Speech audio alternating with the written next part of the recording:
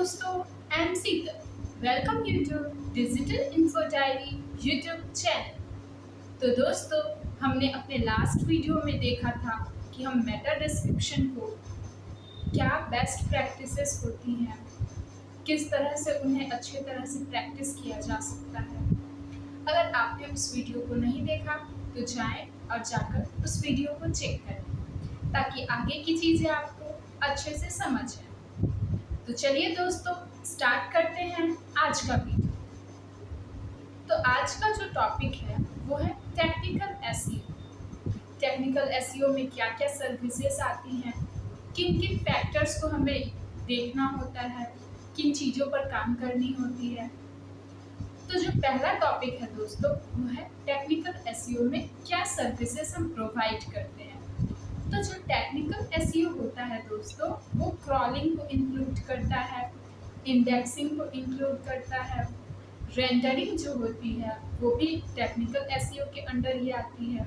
फिर वेबसाइट की architecture, structure, navigation जो होगी वेबसाइट पे, वो सारी चीज़ें टेक्निकल एसईओ में आती हैं।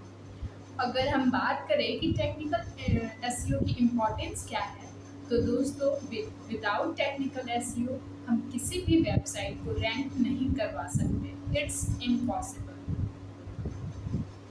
तो आई होप आपको समझ में आ रही होगी कि टेक्निकल एसईओ की जो इम्पोर्टेंस है वो कितनी ज़्यादा है। किसी भी वेबसाइट के लिए हमें टेक्निकल एसईओ यूज़ करना ही होगा। अगर हम प्रोसेसेस की बात करें, टेक्निकल एसईओ में जो प्रोसेसेस इंक्लूड होते हैं, तो जो पहला आता है दोस्तों वो है साइट स्ट्रक्चर।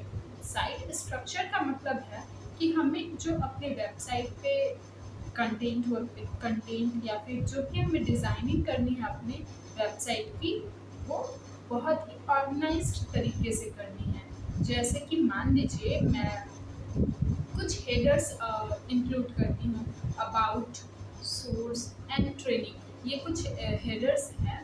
तो मैं जो हमारा सोर्स है उसमें हम सोर्स के नाम ही लिखेंगे, ट्रेनिंग वाले इंक्लूड कर देंगे तो वो साइट का जो स्ट्रक्चर होगा वो गलत हो जाएगा। तो हमें ऐसा बिल्कुल नहीं करना है। जैसे कि मान लीजिए सोर्स में हम एसईओ लेते हैं और सीएम लेते हैं, तो जो हमारा ट्रेनिंग में आएगा वो एसईओ आएगा, फेसबुक एड्स आएगा। तो हमने सीएम के जगह पे ले लिया है फेसबुक एड्स, तो ये तो बिल्कुल रॉन्ग हो जाएगी। तो हमें इस तरह से अपने साइट को बिल्कुल भी स्ट्रक्चर नहीं करनी है, ऑर्गेनाइज्ड तरीके से होनी चाहिए। जैसे आपका जो यूज़र है वो आपके कॉन्टैक्ट अस वाले पेज पर जाए तो उसे कॉन्टैक्ट अस के बारे में ही मिलना चाहिए, ना कि उसे किसी सोर्स या किसी कोर्स के बारे में मिलने लगेगा। तो वो तो रॉन्ग हो जाएगा ना स्ट्रक्चर, क्योंकि हमने वहाँ पर टाइटल दिया है कॉन्टैक्ट अस, और जब वहाँ पे यूज़र ओपन कर रहा है तो हमें मिल रहा है सोर्स के बारे में, कोर्स के बारे में। तो ये बिल्कुल गलत तरीका है। इस तरह से हमें नहीं करना है। अपने साइट को जो है हमें ऑर्गेनाइज्ड करनी है। नेक्स्ट आता है दोस्तों कंसिस्टेंट और लॉजिकल साइट स्ट्रक्चर होनी चाहिए हमारी। जो हमारा साइट का स्ट्रक्चर होगा उसमें कुछ लॉजिक होनी चाहिए।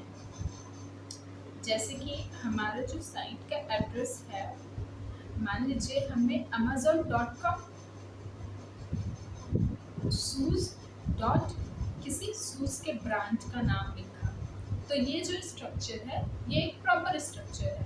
अगर हम वही लिखते हैं amazon.com शूज़ और हम डाल देते हैं किसी क्लोथ वाले ब्रांड का नाम, तो वो जो है वो गलत हो जाएगा। क्योंकि यहाँ पर हमने अमेज़ॉन डाला, उसके बाद हमने शूज़ वाले सोर्स का नाम दिया है, शूज़ दिया है।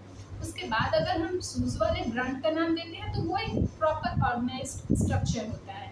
लेकिन हम वहाँ क्लोथ वाले ब्रांड का नाम दे देंगे तो वो स्ट्रक्चर सही नहीं होगा, कंसिस्टेंट भी नहीं होगा और उसकी कोई लॉजिक भी नहीं होगी। तो हमें ऐसा नहीं करना है, लॉजिकल चीज़ें हमें करनी है। नेक्स्ट जो आता है दोस्तों वो है क्रॉलिंग रिलेटेड जो इश्यूज़ होंगी हमारे गूगल सर्च कंसोल में, हमें उसे चेक करना है। टूल जो है उससे यूआरएल इंस्पेक्शंस करनी है। टाइम टू टाइम हमें देखना है कि हमारे जो वेब पेजेस हैं वहाँ क्रॉलिंग में कोई इशू आ रही है या नहीं। अगर आ रही है तो गूगल हमें सजेस्ट करता है कि हम उसे किस तरह से फिक्स कर सकते हैं। तो हम वो सारी चीज़ों को फॉलो करना है टाइम टू टाइम, ताकि क्रॉलिंग और इंडेक्सिंग की जो प्रोसेसेस हैं वो सही तरीके से होती रहे। फिर जो आता है दोस्तों XML साइट मैप्स आता है। इसमें हमारे क्रॉलर जो है वो वेबसाइट के जो स्ट्रक्चर होते हैं उसको बताती है, ताकि जो गूगल क्रॉलर आए हमारे वेबसाइट पे क्रॉल करने के लिए तो उसे एक मैप मिला हुआ हो कि कहाँ पे कौन सी चीज़ें रखी गई हैं, वो सही तरीके से क्रॉल कर पाए। तो ये जो होती है ये XML साइट मैप्स कहलाती है। तो हमें इस चीज़ पर भी फोकस करना है कि हम जब अपने वेबसाइट को बनाएं तो उसके साथ XML साइट मैप्स भी बनाएं। फिर आता है दोस्तों robot.txt। तो ये जो txt है robot, तो ये मेक श्योर करती है कि हमें किस पेज को क्रॉल कराना है और किस को नहीं कराना है। बहुत बार होता है कि हमने कोई कंटेंट डाला और वो बाय डिफ़ॉल्ट या फिर किसी रीज़न से डिलीट हो गई, तो वहाँ पर हमारा 404 एरर आ जाता है। तो ये जो एरर आया, अब गूगल अगर उस पेज पे जाती है क्योंकि उसने इंडेक्स करके रखा हुआ है पहले से, तो वहाँ पर उसे एरर मिलेगा। तो वो SEO और रैंकिंग के अकॉर्डिंग बहुत सही प्रैक्टिस नहीं है, बिल्कुल गलत प्रैक्टिस है। तो इसके लिए क्या कर सकते हैं हम? इसके लिए हमें करना ये होता है कि हम उस पेज पर robot.txt लिख देते हैं। तो जब क्रॉलर आती है हमारे साइट मैप्स में, XML साइट मैप्स जो मैंने पहले बताया, वहाँ पर जब क्रॉलर आएगी तो उसे पता चल जाएगा कि हमें इस पेज को क्रॉल नहीं करना है। तो ये होता है robot.txt की इम्पोर्टेंस और यूज। तो इसके साथ ही दोस्तों हमारा आज का वीडियो कंप्लीट होता है। फिर मिलते हैं दोस्तों अगले वीडियो में कुछ नए कंटेंट के साथ।